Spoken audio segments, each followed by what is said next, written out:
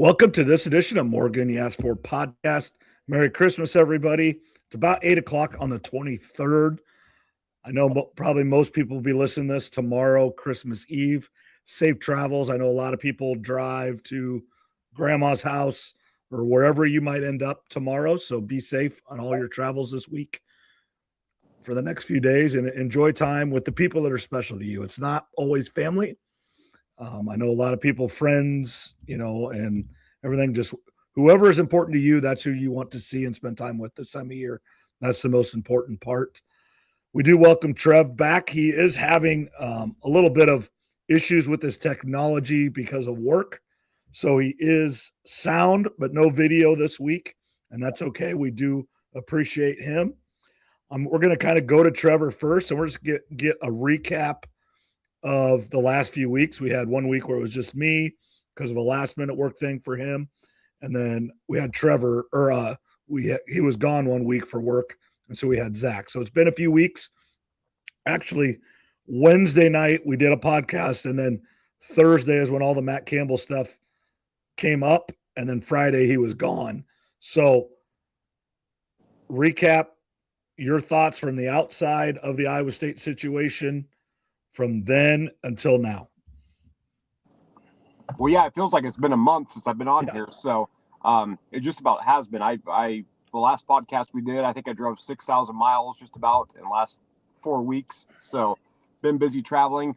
Yeah, I remember the last podcast we did, you brought up Matt Campbell as a potential candidate for Penn State, and I saw him on some lists, and the thing about Matt Campbell is everybody had his name listed, but it felt like just a name to put to fill a spot. Yep. Because he could have left 5 years ago. So, surprising, yes and no. Because, like I said, he could have left a long time ago. But, yeah, it was kind of crazy because the day after we did our last podcast, he was gone. So, it's kind of rough for Iowa State fans, obviously. In my opinion, the best coach that they've ever had. Put a lot of guys in the NFL, all those type of things. You've got all the players with the transfer portal going on, and who's going where, who's staying. It's a bit of a mess, and that's just the world of college football right now. Yeah, it's just, and Murph and Andy and the other Iowa Everywhere people, and Travis and Ross, and during this whole time, we just talked. It hasn't happened to Iowa yet because we've had the consistent coaching. Matt Campbell has been here for 10 years. Kirk Ferentz has been here for 27. You always have a guy here or there that does the transfer portal, but usually it's not your biggest guys or your quote-unquote best guys. It's guys that you understand, well, maybe they got passed up or they needed to do a better for their family or whatever. You kind of understood. But it wasn't your best guy, and you knew that Kirk Ferentz and Matt Campbell would bring in another guy that would be almost as good. That you just had that belief. Well, now Iowa State's in the situation. We don't know. I'll be 100% honest. With Rocco Beck leaving this week, our quarterback is not going to be as good as Rocco Beck. And it's hard to justify that in your head, as that's an improvement. He left, and I don't blame him for leaving. Your coach left, your offensive coordinator left, your quarterback coach left. It sounds like the offense that Jimmy Rogers is bringing in is not as conducive to his skill set. They want to run the ball more. He is trying to set himself up to go to the NFL and have a shot in the NFL. He's not a surefire NFL guy. And if NFL's not in his future, you can't blame him for trying to get as much money as he can right now. The big word around Iowa State is everybody took less to stay at Iowa State. Well, now you don't have to. I assume he's going to go to Penn State, but if he doesn't and he goes and gets $3 million from whoever, good for him, but it just sucks. Yeah, it's the bad part about all this in college football right now. And I was going to ask you, obviously Penn State's the favorite to land him, I would assume, but is West Virginia in play?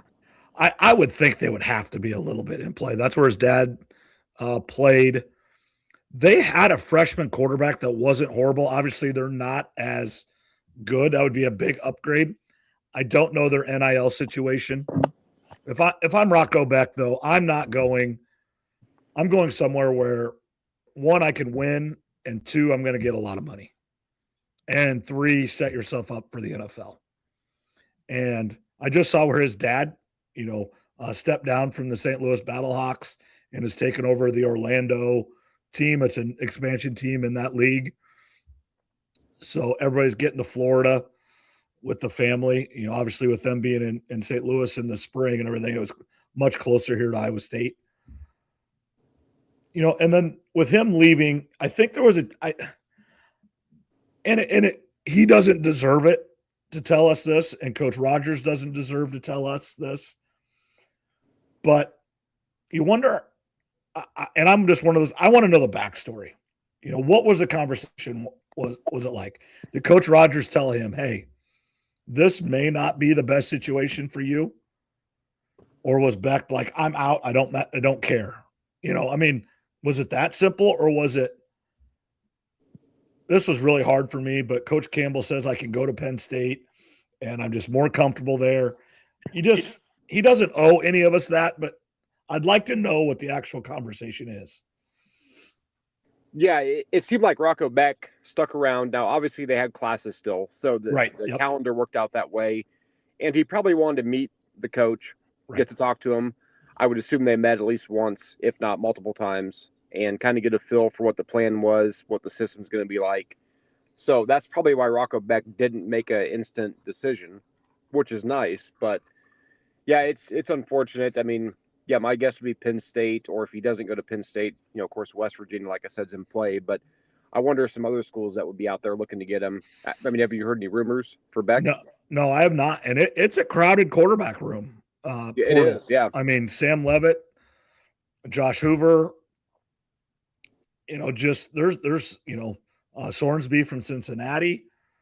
And you just wonder, I've heard a couple people say Iowa. One, I don't think if he was going to go to Iowa, actually, I think Iowa State's offense is going to look more like Iowa's, where it's run heavy, play action pass. And then two, I don't think he would do this. And then the other thing about all this is in all their, Iowa State's part of their song is Loyal Sons Forever True.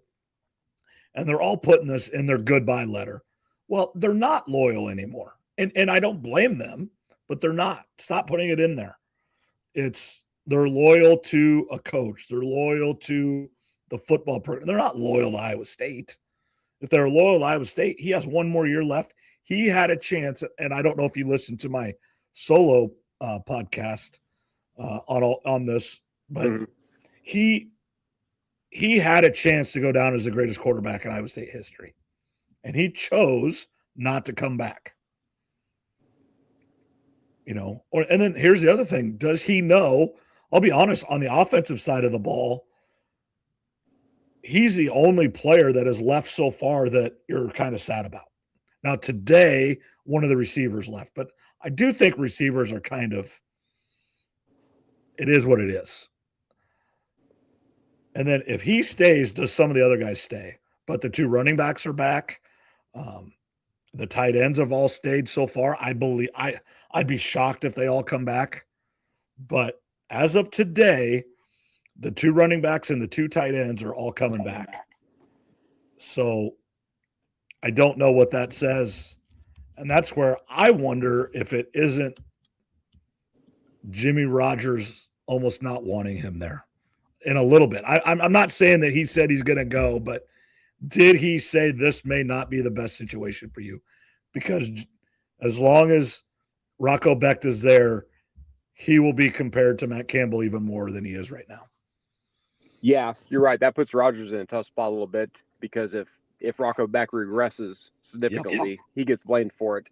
As far as Rocco going to Iowa, I don't see that. I don't either. But I would look at Miami actually because Beck is going to graduate, and aren't Rocco's Becks? Do they live in Florida? Yeah, they're from Tampa. He grew up in the Tampa area. Okay, so I mean that could be an option, obviously, with Beck going to the NFL. whenever their season ends. Probably, their next game. We'll get into that here in a little bit. But, yeah, it's a weird situation. I know I haven't been on here since it happened, but you can't blame Campbell for taking Penn State. I know you and Zach talked about a couple things. First of all, should he maybe waited another week? Because then Michigan would have been open. Yeah, that's what I had this. I was talking to my principal, and deep down, I'm sure he's happy at Penn State, and I just don't see how he would go to Michigan now. But deep down, when he's sitting in bed at night, maybe with his wife, or maybe just sitting by himself for just a little bit, because they're working 22 hours a day right now. I mean, they really are. And is he just sitting with himself? You got to be freaking kidding me, because I did learn this over this time that he grew up in Ohio, but he grew up a Michigan fan, not an Ohio State fan, which is kind of weird. But okay, so that makes it even more of a potentially a regret. Josh Pate brought this up, but in a perfect world, Michigan is probably a better job than Penn State. But right now, in this current state, it's not because of the mess they have going on. Right. No, I don't know if it's still a job you leave Penn State to go to Michigan State in 3 years. Maybe it is, and maybe that's your dream job. And speaking, let's talk the Michigan job through a little bit here. Jeff Brom, who won their bowl game today, is in play there. I still think Kalen DeBoer is in play there. He has not came out and said he's not going. And the longer that Michigan doesn't have a coach, I think they really want him. I don't know if they're going to be able to get him, but I do think if Alabama would have lost that job, I think he would have been the Michigan coach right then and there. I think this is lasting it a little bit longer, and it would not shock me one bit if they beat Indiana. It wouldn't shock me either. And desperate people, desperate teams, we talk about in the NFL, they do desperate things. So if they were to lose to Indiana in their next game, Michigan could, way overpay for them. Oh, Not saying it'd be right or wrong, but they could empty the tank and try to get him. It'd be more of a natural fit probably from where he's from, a little less pressure, even though Michigan is a big-time job, it's not the pressure of Alabama because Alabama went from Saban to, DeBoer, which Michigan doesn't have 7 national championships in the last 15 years. Exactly. And in my opinion, even if DeBoer wins one national title at Alabama, massive success to me. Absolutely. But, they won't look at it that way. So, I mean, it'll all depend. I do think Alabama might. Maybe it's the name I'm thinking of, when it comes to them versus Indiana. But I do think they have a chance to win that game. But, yeah, that's probably their number one target. And then if he denies them officially, then you start going down the list. Obviously, Campbell is at Penn State. Right now, given the current situation in Michigan, I don't think he's going to leave this year. Does Michigan make the call? To who? Matt Campbell. Oh, do you make the call? I'm sure they have or will. Yeah, absolutely. And then here's the other thing, and I do know this will see what kind of person Lane Kiffin really. If DeBoer leaves and Alabama calls Kiffin, surely he goes to Alabama, doesn't he? Well, it'd be he can't be any more hated than he is right now. So I guess why not? Right? Why not do it? There's a lot of people think the LSU job is the best job in the entire country. If there's one job that might be better, it might be Alabama.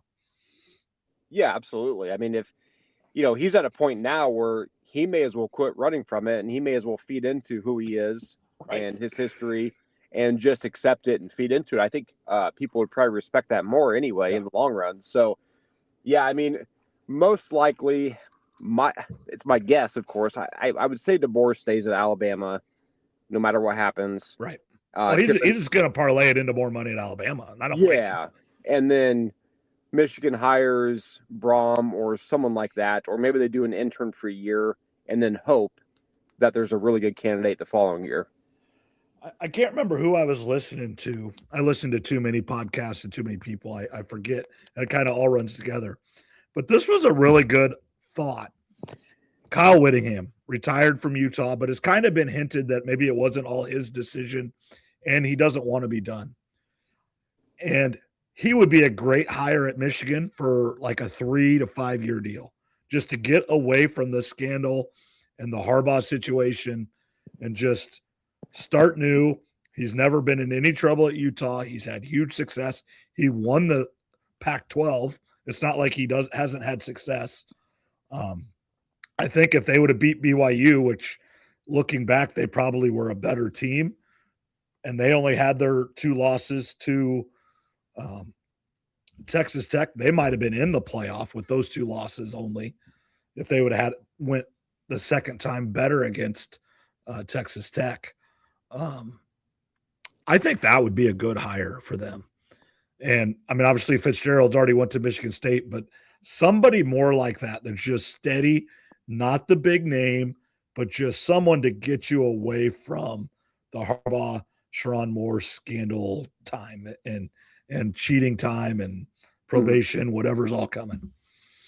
I like the idea of that a lot, actually. That's a really good idea. Like you said, 3 to 5 years. It's going to be 5 years max, probably. Like he's a grown up, as far as I know.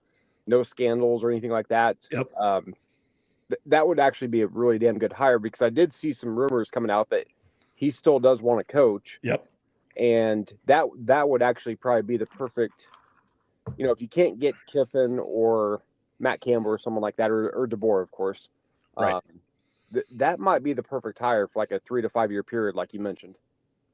And that's, I mean, now Michigan's a job you could go there and stay, but those pressure packed jobs like that, that's all you can expect someone to do. Because let's say Kalen DeBoer does go to Michigan and he wins one national title. He gets to another national title game during that time. And I don't know what his aspirations are, but he would have every chance to go to the NFL that he wants, or any job in college football. And some people just want to move.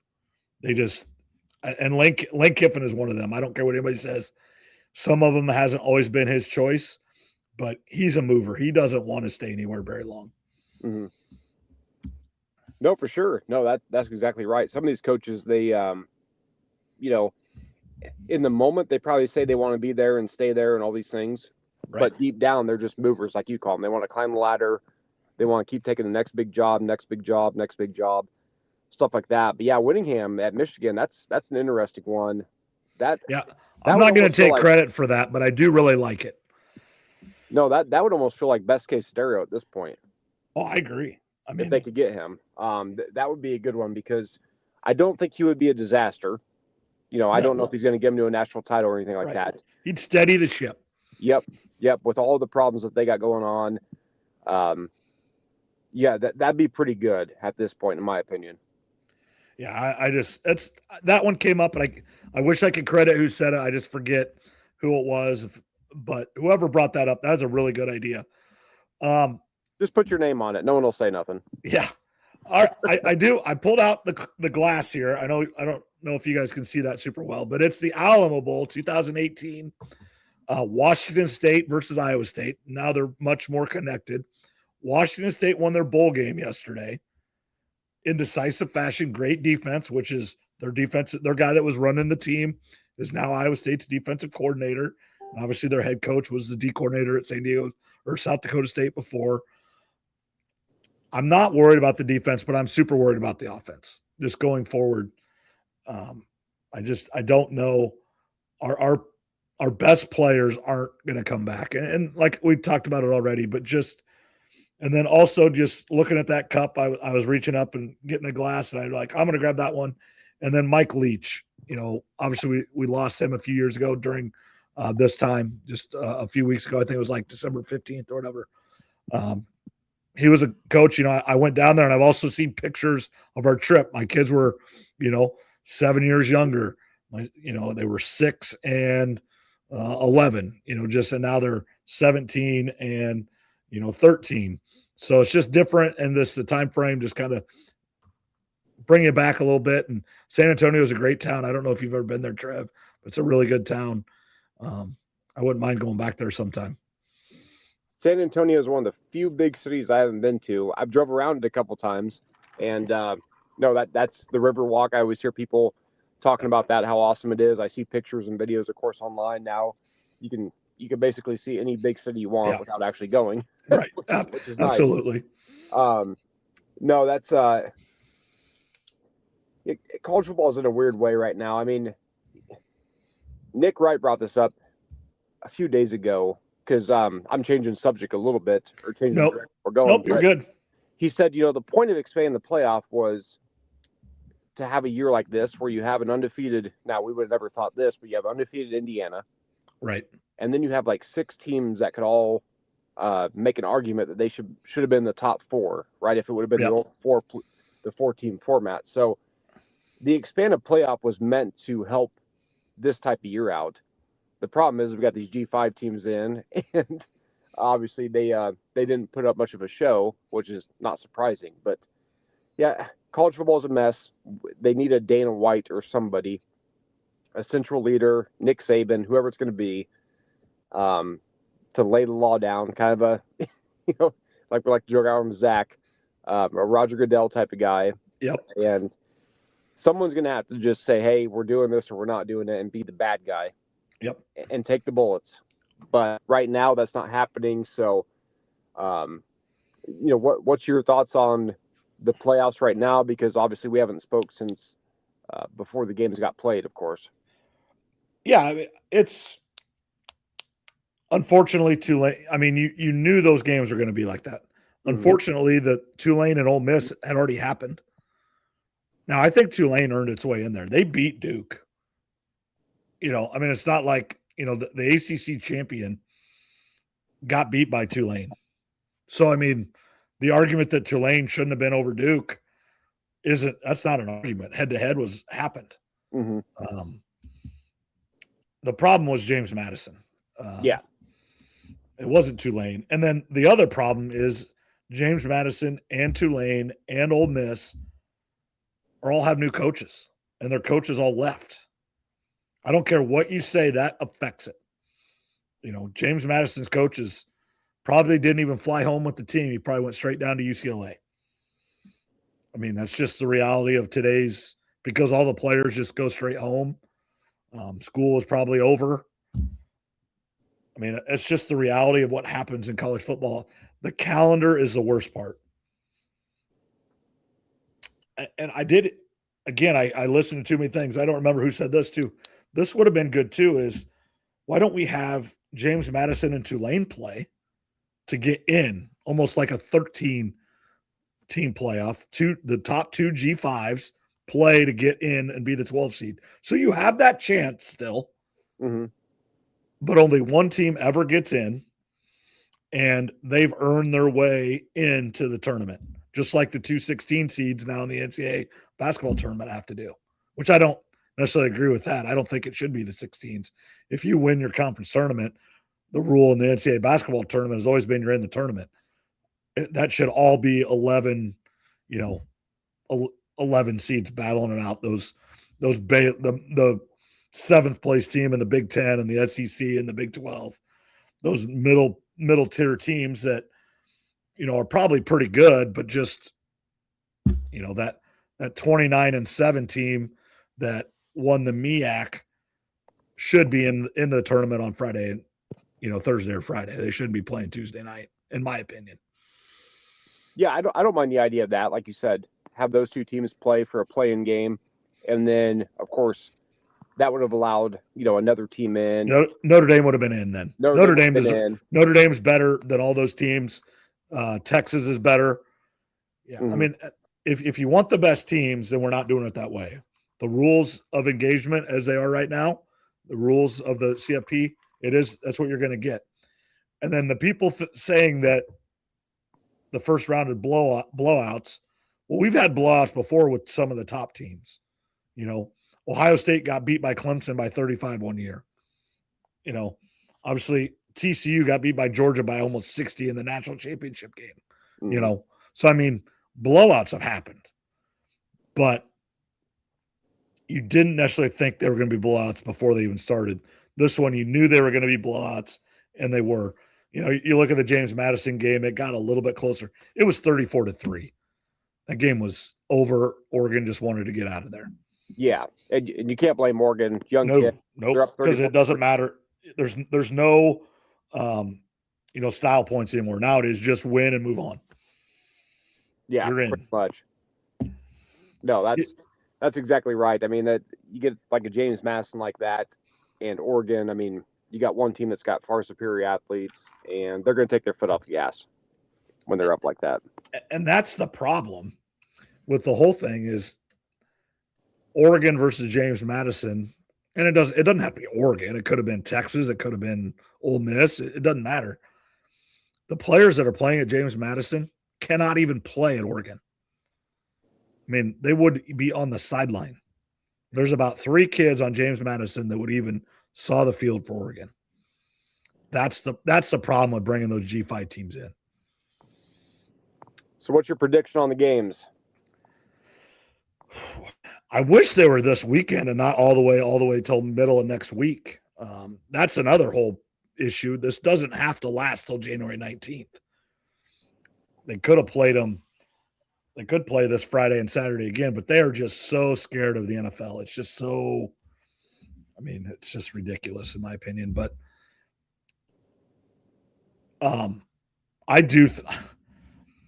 think these games are going to be really, really good. I'm going to take Texas Tech, and I'm biased. I want the Big 12. The Big 12 needs this. I knew you were going to take Tech. You had to. Yeah, I have to now. And I do think it's going to be a good game. I do. Oregon's going to give them everything they have. Absolutely.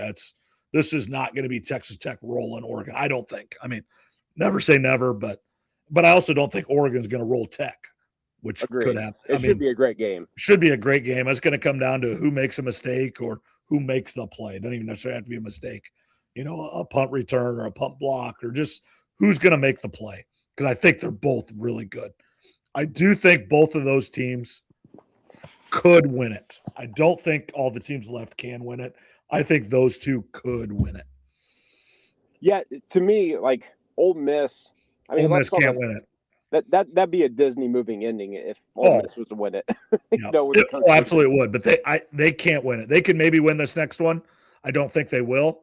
But I don't think they can win 3 more games. But I believe in my opinion, I think all the other teams could, though, if they get the right matchups. Or excuse me, Miami's not going to. So Miami's not winning. Miami's not winning at all. No, but the other 6, I should say, I think would all have a chance. Some have better chances than other. When you talk about that Oregon Texas Tech game, I'm of course going to pick Oregon because I think they have more talent on both sides. But that's going to be a close one. Texas Tech is it's kind of a wild card because they brought in all the great players, but of course they play in the Big 12. So a lot of people, right or wrong, are kind of counting them out because they're a Big 12 team, and we'll find out. You said it right though. That it's a big game for the Big 12 with them. They need to win this game really, really bad. Kind of going back real quick, Oklahoma's like 0-5 now in the playoff because they never won one in the Big 12 either. And they had some big leads just like this one and blew them. Here's if Texas Tech would win this, and this isn't even a Big 12 thing. This is if Texas Tech could win this whole thing, this goes to show you that history doesn't matter. Conference doesn't matter. There's only one thing that matters in college football now. That is resources. Mm-hmm. If Texas Tech wins, that proves that you can buy a championship. Yeah, proves it. Absolutely. And I think if Indiana wins it, it proves it as well. Yeah, same thing. If you get the right coach and you have enough people that are willing to donate money, we didn't even speak about him yet. Dillingham, re-signed up at Arizona State, and he's begging for money right after. How about that? You just got re-upped for $7.5 million a year, and you are begging for someone to write a $20 million check. And here's the problem with that. Okay, so someone writes you a $20 million check. The next year, you're going to ask for that same check again. That's only 1 year. That's not every year. It's not like the NFL where these owners get, $200 or $300 million checks coming their way every year, and if there's a salary cap and all that type of stuff, that's a more long-winded conversation. But yeah, Texas Tech and Indiana, I mean, both of them can really prove some stuff in this new age. And what's going to be tough for people like you and me, or people that are older than us, is we look at the logo on the helmet and we kind of judge it by that. And that's how it always was. Nowadays, I mean, you could put any logo you want, as long as you have enough money, you get the coach right. You still have to be good. I mean, you can't have some bum out there coaching the team or playing, but if you've got the right resources, like you mentioned, the logo on the helmet doesn't matter as much as it used to. No, not at all. I mean, if the logo mattered, Alabama, would be right there, even though they have 3 losses. And that's why they're in the play. They're in the playoff because they are Alabama. Don't kid yourself. With the 3 losses, Texas is a logo, but their 3 losses, they couldn't overcome Alabama. I mean, that's what it came down to. They couldn't overcome, even though they didn't even play this year. But yeah, the college football is just in a bad spot. I mean, it just is. Iowa State, the reason their players are leaving now is they don't have any loyalty to Coach Rogers to take a pay cut to stay. They're like, well, if I go, let's just use Ben Bramer, who has not announced he's leaving, so I have no idea. But he would be one of the top tight ends in the portal. I would assume he goes to Penn State for sure. He would be my number one guy that if I had to take one guy to Penn State, that's who I would want to take. He's really good. But, let's just say he got $450,000 from Iowa State. On the open market, it's $800,000. And then maybe at Penn State, he could get $600,000, And if Matt Campbell is still the coach, he would have probably taken $450,000 again from Iowa State. But he's not going to now. He's like, heck with that. I'm out. And you can't blame him. And I think that's happening at Iowa right now. It's, hey, Kirk Ferentz, I know what I'm going to get with him. I know the coaching staff. I know they're going to get me to the NFL as long as I do everything right. That's another topping point that wasn't even on my list, but the Hawkeyes have a whole bunch of Pro Bowlers and everything. And now here's the argument, and I don't know the answer to this. This was on Murph and Andy today, or maybe it was yesterday. What is today? Today's Tuesday, right? Tuesday, yep. Feels like a Friday. Yeah, I know. It's been weird. I had to work this week because we actually had school. I think this was Travis and Ross this morning.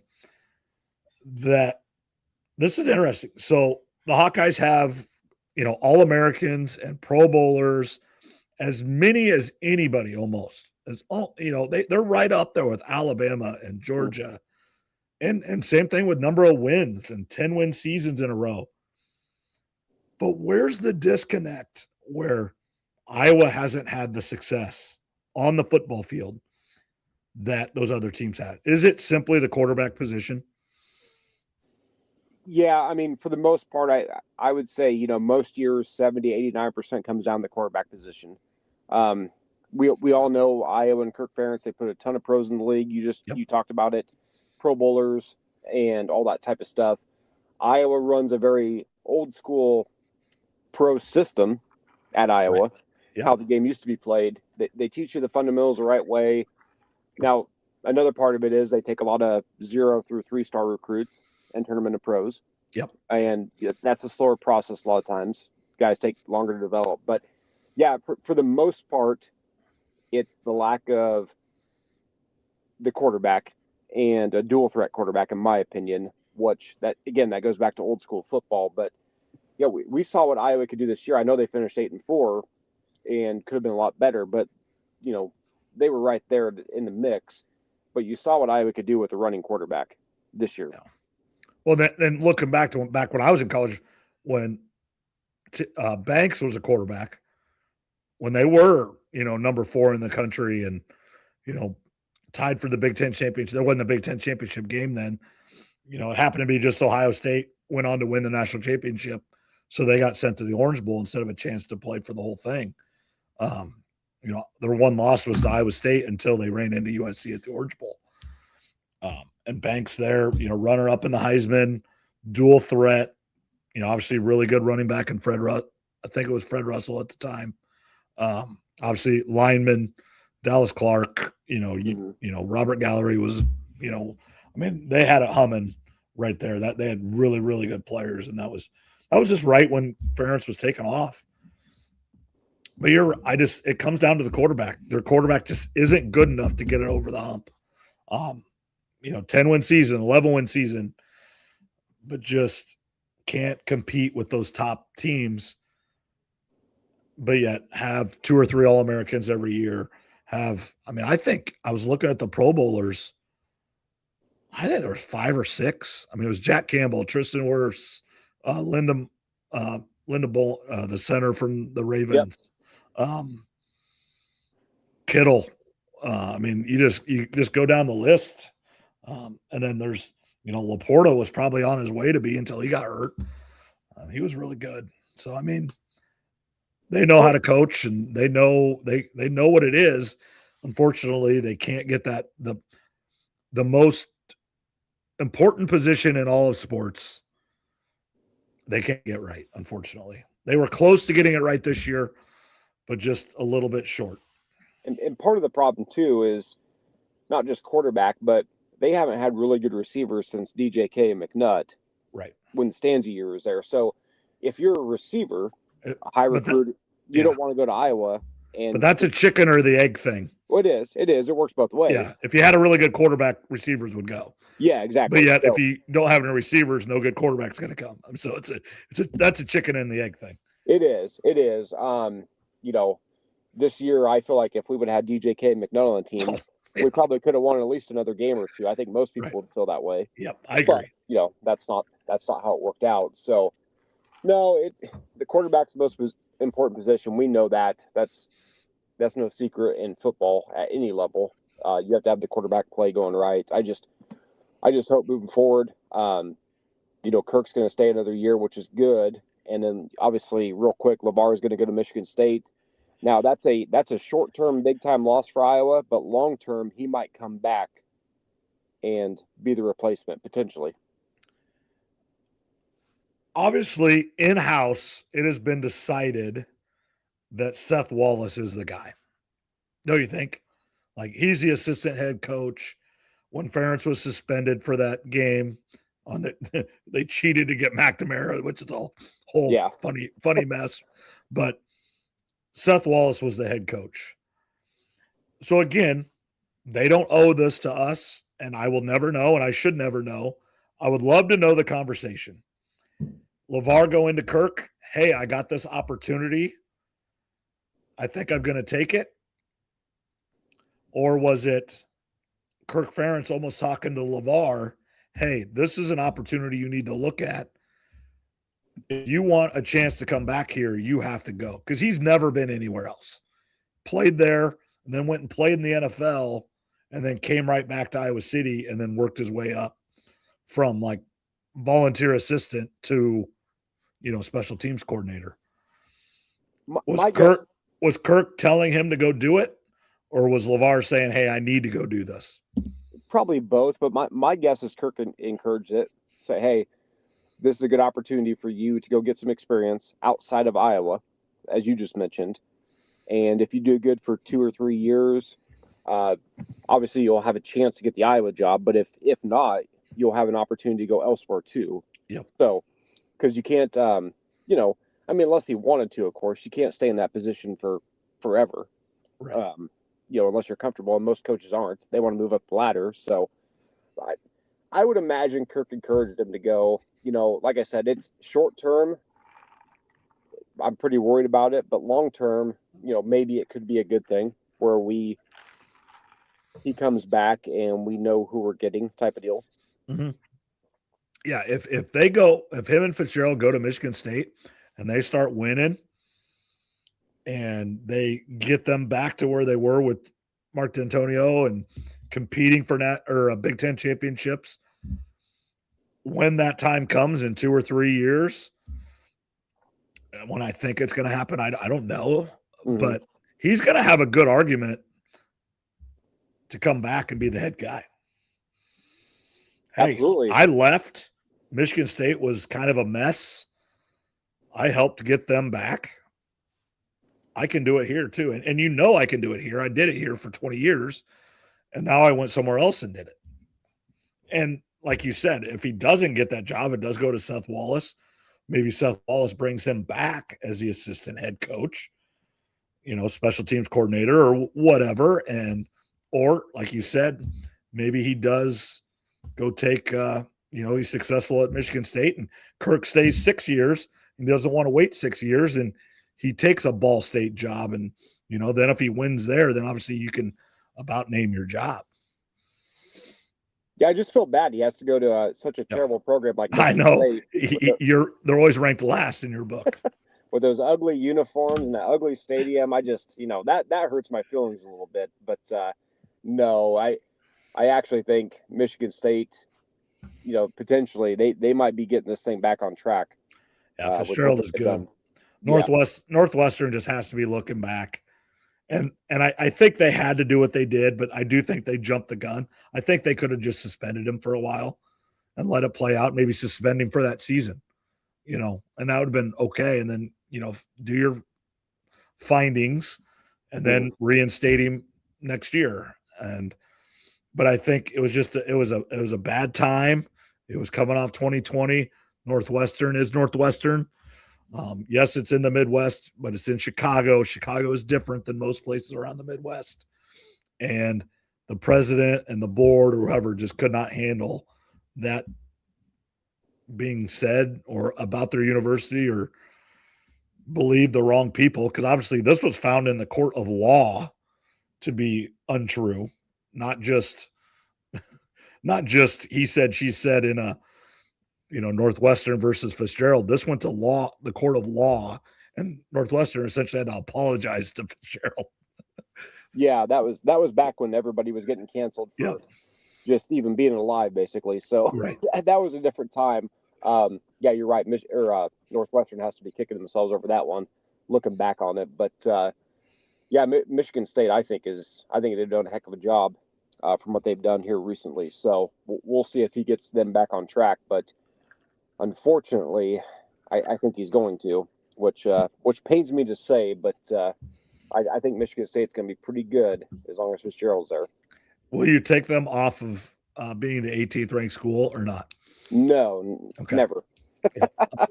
Hey, stand by your ground. I'm all for that. All right, that's probably enough college. We're already 42 minutes in. We can ramble forever. Let's go to the NFL first. Kind of sum up the last couple weeks. Since we really haven't talked about the NFL at all, that's just I watch it. I'm more interested this year in the NFL, and you can only imagine why. Than the last few years. The last few years just been what draft pick are we going to get? How bad are we? But obviously with the Bears very much in play for the number one seed. Mm-hmm. And a huge game coming up on Sunday night, especially with the 49ers winning last night. But just kind of the recap the last few weeks, Mahomes' injury, Chiefs' future, and then, looking forward to playoff picture, teams that are still alive, but maybe definitely on life support, whatever you want to talk about for a few minutes here. I mean, first of all, with the Chiefs, they're officially eliminated from the playoffs.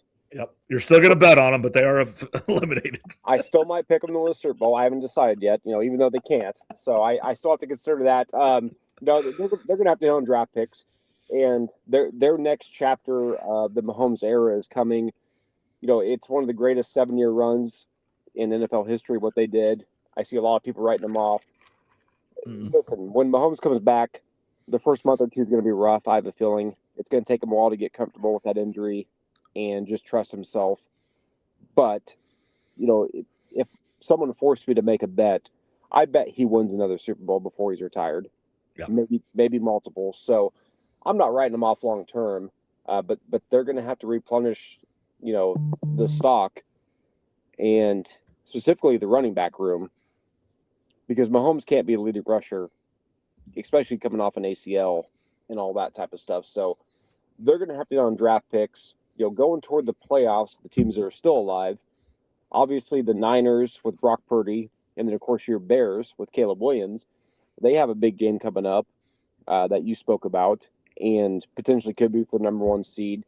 The thing about the playoffs this year, and we spoke about it before. I took a break, of course, for a few weeks on here. Is it's wide open, in my opinion, NFC and AFC. If you're a fan of a team or really like a team, I mean, you can make an argument that maybe minus the Steelers and minus either the Panthers or Bucks, whoever gets in. Outside of that, you could make an argument that any of those teams could get to the Super Bowl in either conference. Yeah, I mean, just Jacksonville looks really good, which you would have never thought them. And they've beaten some good. They beat the Chiefs, Broncos. They didn't look good this last week, but they're right there. And Steelers are looking better. They were ready to fire Tomlin and send him to Penn State. They've won 3 in a row. Just teams like that. Are the Ravens? My Ravens and Lions pick doesn't look so good anymore. I do think Josh Allen, he needs to get to the Super Bowl this year. I don't know if they have the team to do it, but Mahomes isn't there, so it's his turn if he wants a chance. It really is. I mean, Mahomes isn't going to be there. Burrow's not going to be there. More than likely, Lamar is going to be out. It's not over yet, but more than likely, he won't be in there either. So it is the year. This does feel like one of the, the lesser talented teams he's played on in a while, but he's got all the experience outside of Rodgers. But I don't think the Steelers are going to go on a run in the playoffs. Could they win a game at home? Yes, but I don't see them winning 2 or 3. That's just my opinion on the Steelers. This is the year for Josh Allen to get it done. I hope he does, because I bet the Bills before the season started, as with the Lions. Doesn't look like the Lions are going to get in. They're not officially eliminated. They still could, I guess. But no, this is the year for the Bills. And I don't know, that second half that they had versus the Patriots, when they won that game, it felt like something clicked. Teams get hot toward the end of the season. Yep. And, look at the Bucks and the Colts. They start out as hot as anybody. Yep. And they're fading as fast as anybody is fading. So teams change, and the last 3 to 4 weeks of the season, young players can start playing better. You get players back from injury. All those type of things can happen.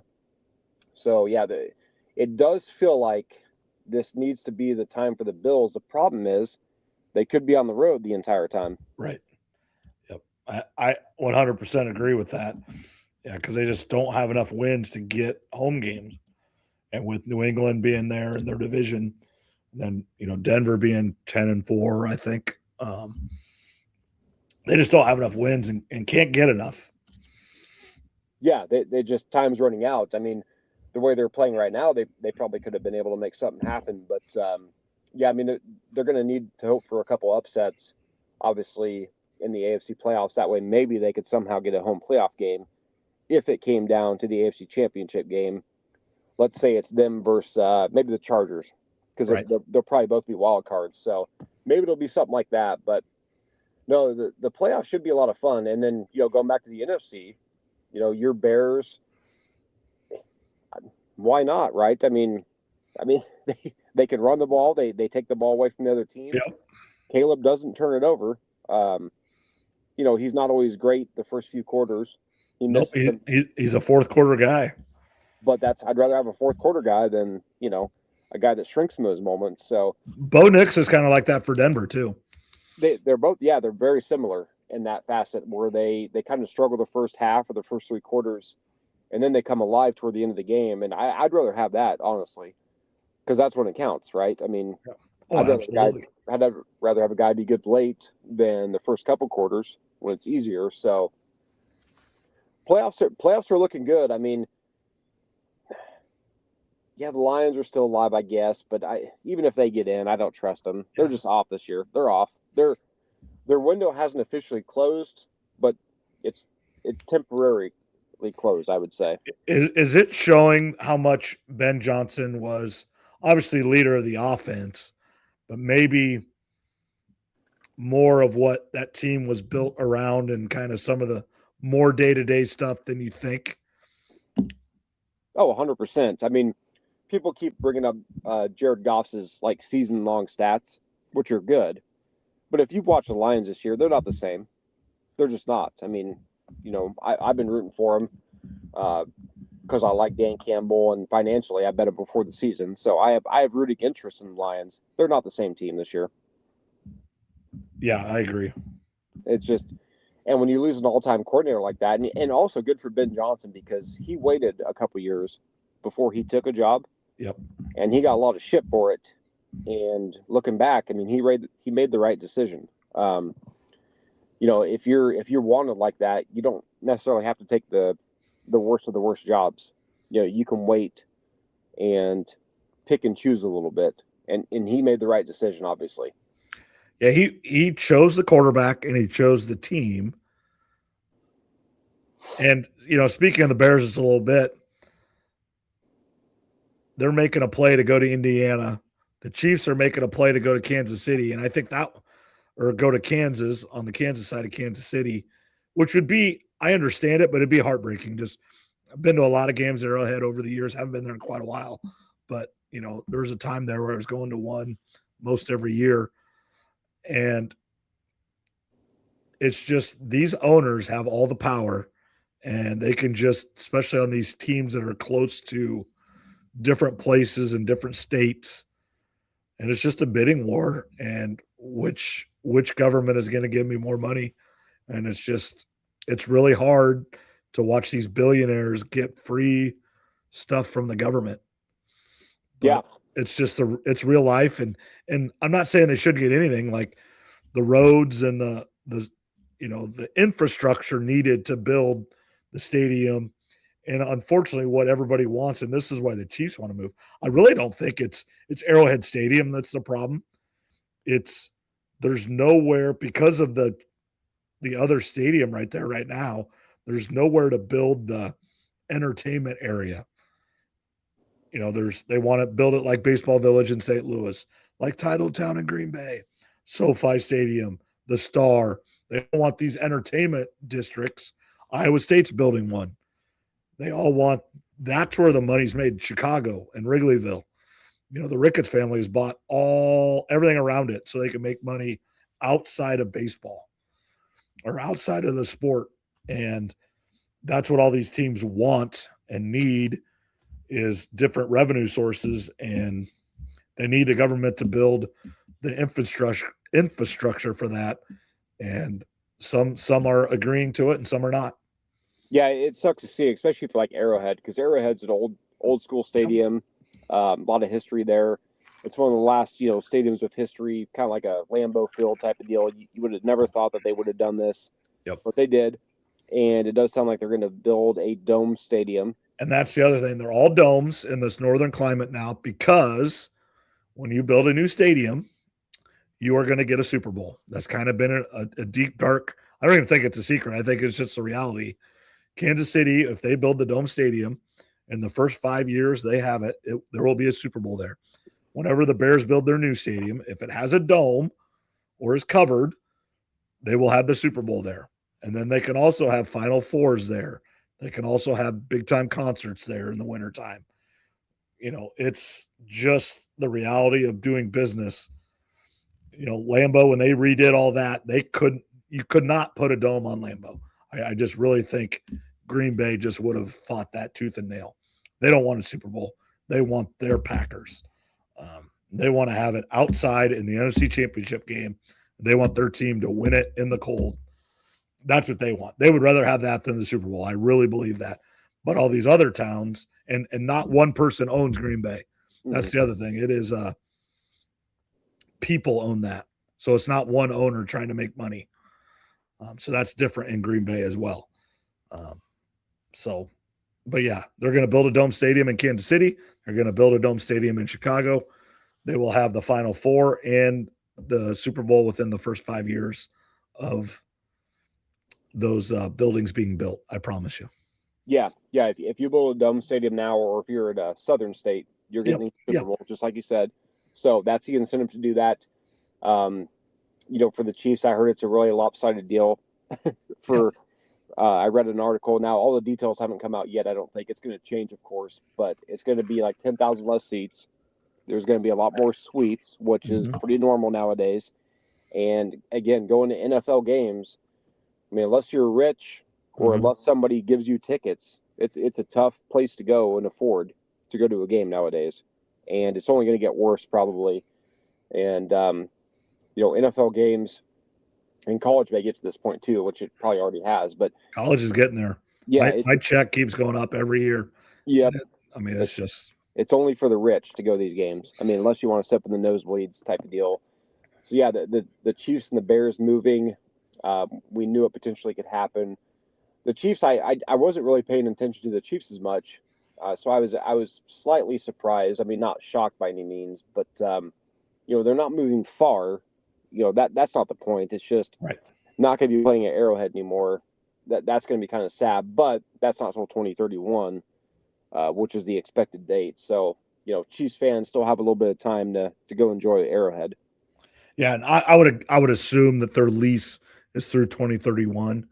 And the Bears are the same way. I mean, those stadiums, the way they're built now, I mean, that's a 3 to 4 year process in building them. They're just so big, and I mean, it's just the reality of it. So you have to be breaking ground several years before you need it, just because of the construction it takes to build it. Anything else in the NFL that you want to hit?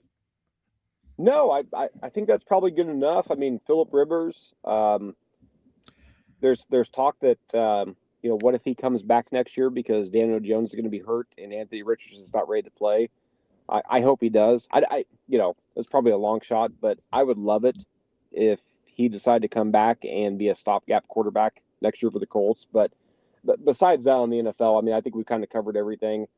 Once we get through the holidays here, Christmas and New Year's, we'll kind of get back on our normal schedule. Yep. And then, of course, we'll know the playoffs. I'll have a mock draft ready sometime in January, an updated one with the draft order. There's some players that are rising, players that are falling. With the NFL, a lot of people are wondering if Dante Moore and Ty Simpson are going to declare or not. Obviously, we'll wait to see what they decide. But outside of Mendoza, I mean, there's not a lot of first round quarterbacks that people are looking at. So it's if the Giants get the first overall pick, they could get the farm for that. Yeah.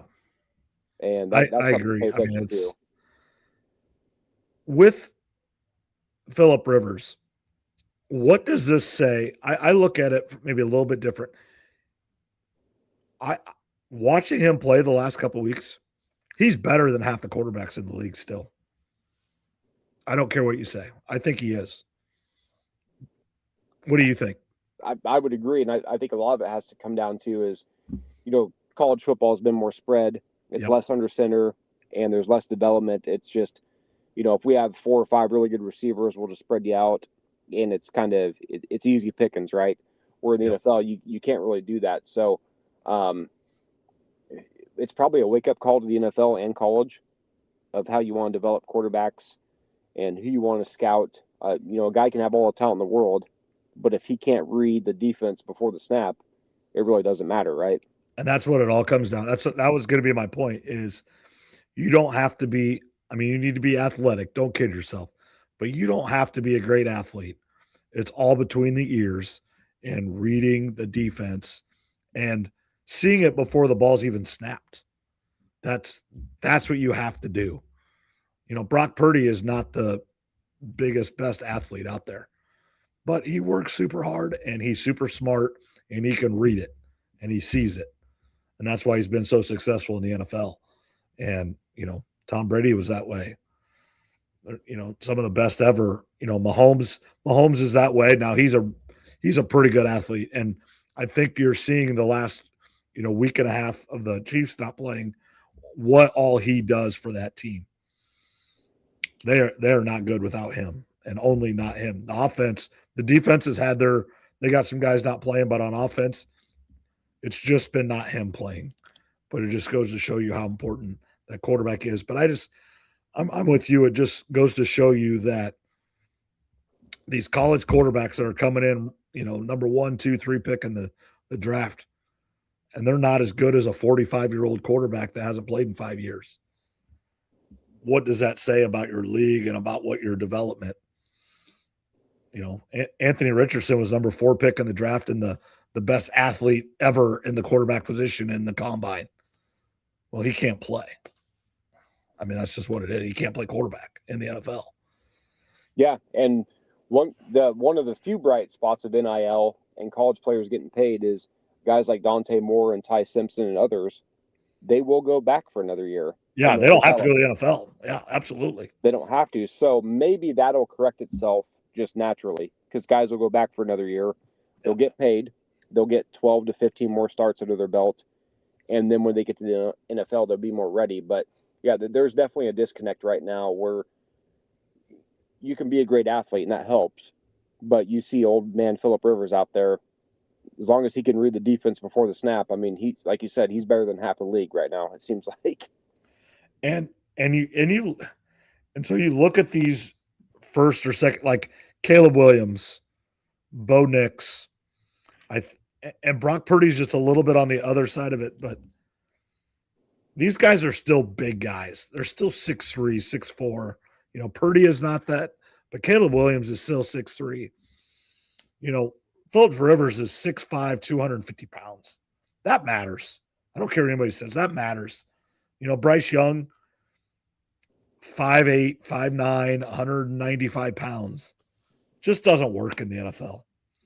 I just truly believe that. And it's not anybody's fault. It's not.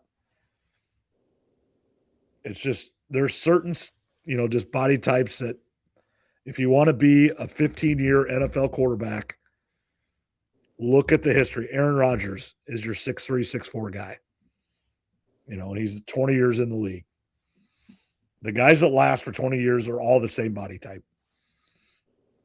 Yeah, for the most part, you got to be, at least 6'1" or 6'2" and above, and a certain weight. I mean, there's been a few shorter guys that have succeeded. There's always outliers, but right. For the most part, you have to be a certain height and weight.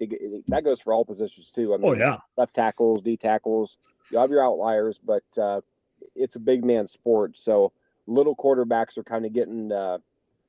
Seems like they're kind of getting faded out. There was a time where they were real popular with Russell Wilson and Kyler and some of these other guys, and obviously Bryce Young is having a nice season, but can it last 10 years type of deal? Right. That's what I'm saying. It's not that they can't be good for a 5-year stretch, but if you want your quarterback to be there for 15 to 20 years, there's this distinct body type. Phillip Rivers, Tom Brady, Aaron Rodgers are all within 2.5 inches of each other. And Rivers is heavier now, and Brady was heavier when he was younger than he did finished his career. Just his health nuttiness took over. But Aaron Rodgers isn't a small guy. I mean, he's not big, but he's not a small guy. He's 220 pounds, I bet. I mean, it's just what he is. Yeah, and like I said, I think NFL teams are going to start reevaluating quarterbacks. I know I was going to be on last week, but I couldn't. But that goes back to that Diego Pavia. Not only take away all his nonsense, off the field, is he 5'9" or 5'8"? I mean, I don't even know if he's going to get drafted, to be honest. Yeah, I don't know. I'm with you. I suppose somebody will take him late, but with his nonsense and his physical skills or physical tools, is not skills, he could play. I mean, I'm not saying he's just not a quarterback in the NFL. I think he could be. Could he be a Taysom Hill type guy? Maybe. Bring him in a certain package, play a little tight end, H-back, itch, maybe. I don't know if he has that mentality to do that. But I'm not saying there's not a position in the NFL for him, but it's not quarterback full time. Yeah, I don't know. I'd be willing to almost bet that he doesn't even get drafted, and it's a lot of people are rooting for Iowa. Just that's one of the better bowl games. Not that there's many, but that's one of the ones that people would be paying attention to, kind of rooting against him type of deal, because he kind of made a fool of himself, and he's got the family stuff, getting in fights, and that. If you thought Shedeur Sanders got screwed. Whether you believe it or not, right or wrong, Diego Pavia, it's only going to be worse because, like I said, he's undersized to begin with, and then you have all the off-field stuff. Shedeur is a typical size quarterback, and we saw him fall the 5th round. And you knew Shedeur could play. Like, he was successful at more than one stop. You knew his dad. I mean, his dad was involved probably too much, but his dad is an all-timer in the NFL and knows what it takes to play in the NFL. Now, talent takes over, but he had every opportunity to be the best he could be.